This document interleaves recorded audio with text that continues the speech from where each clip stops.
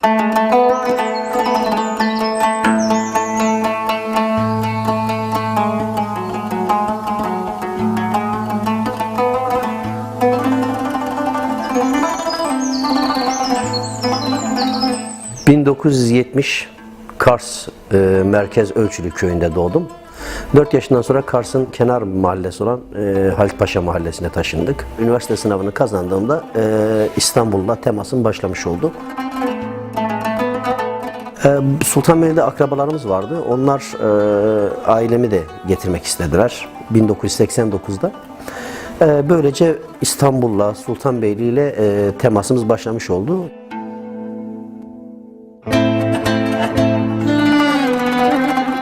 Bizim Sultanbeyli üzerine biz konuşurken, Sultanbeyli'nin tarihinden bahsederken İstanbul'un kapısıdır falan deriz biliyorsunuz Aydos için. Benim hayat hikayemde de bu böyle. Çünkü benim İstanbul'la tanışmam Sultanbeyli ile başlayan bir şey.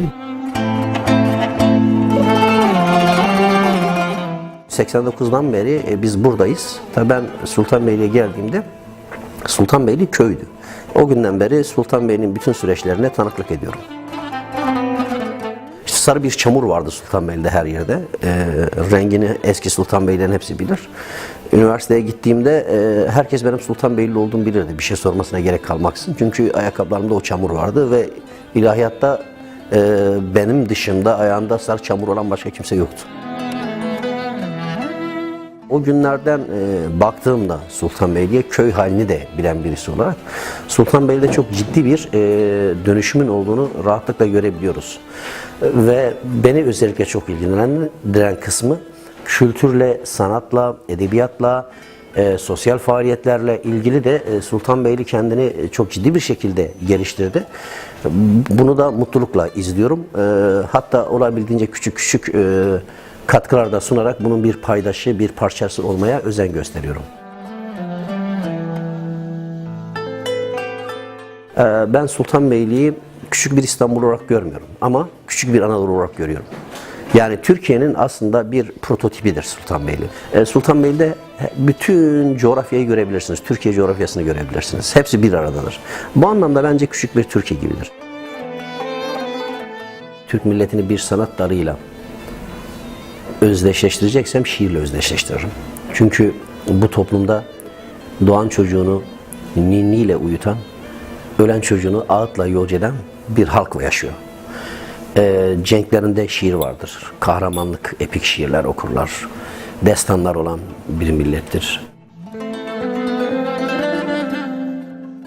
Biz de bu toplumun bir parçası olarak doğal olarak gençken şiirle temas kurduk.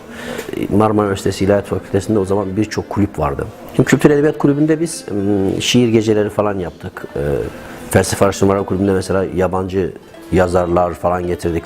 Mesela Olivia Abel'i getirdik. Orada Kardelen şairleri diyebileceğimiz şair abilerimizin çoğunlukta olduğu bir şiir programı yapıldı ki bir süre sonra şiirlerim orada yayınlanmaya başladı. Sahici anlamda şiir hikayesi bence burada başlar. İlk kitabımın adı Kuyuya Düşen Harfler.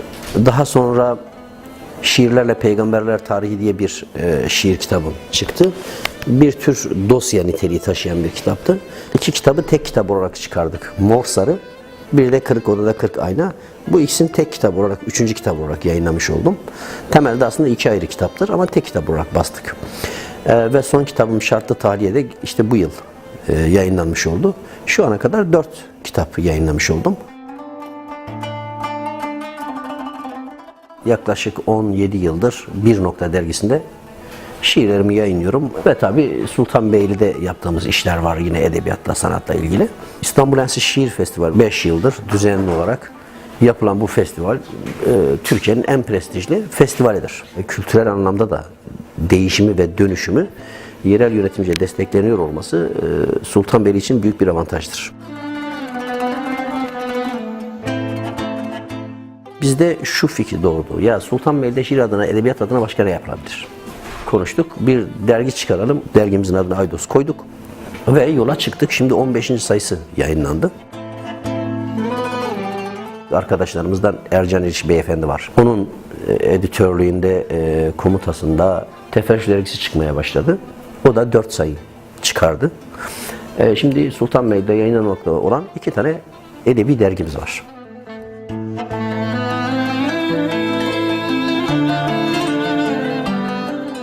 Bütün derdimiz de şu, burada bir edebi canlılık sağlamak, edebiyatla, sanatla Sultanbeyli'nin dönüşümüne katkıda bulunmaya çalışmak. Sultanbeyli'deki dostlarımız için de bizim bir atölyemiz var, şiir atölyesi, bir de yazı atölyemiz var. Resim atölyemiz de var. Buyursunlar, gelsinler.